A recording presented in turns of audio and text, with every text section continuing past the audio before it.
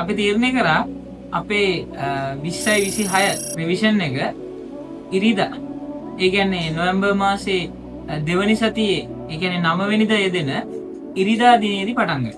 ඉතින් මේ ක්ලාස් එකට આવොත් ඔයගලන්ට මුලින් ඉඳලම රිවිෂන් කවර් කරගන්න පුළුවන්.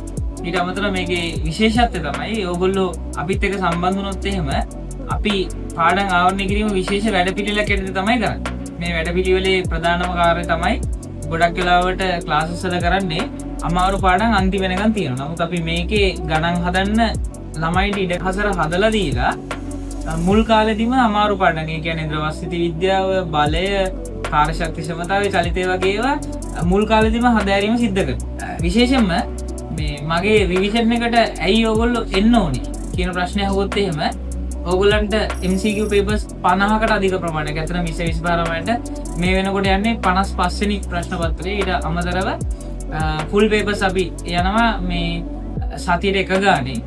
ඒ සතියට එක ගානේ අවසන් කාල සීමාවේදී තමයි යන්නේ. මුල් කාලයේදී සතියක් කර සතියක් වගේ තමයි යන්නේ. රචනා paper සම්පූර්ණ papers 24ක 25ක විතර ප්‍රමාණයක් යනවා.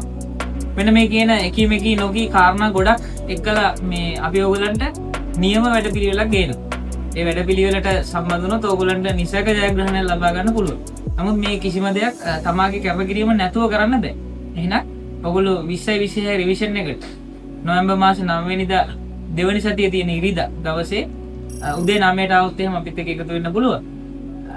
කිසිවෙකු අසබන් වූ මේ පාඨමාලාවේ වැදගත් සම්දිස්ථාන ඔයගොල්ලන්ට කතා කරන්න විඳ ගන්න අපිත් එක්ක ඇවිල්ලා වැඩපිළිවෙලේ එකට ගිහිල්ලා හොඳ සාමර්ථයක් ලබා ගන්න කැමති නම් මේ ඉරිදා ඇවිල්ලා සම්බන්ධ වෙන්න පුළුවන්.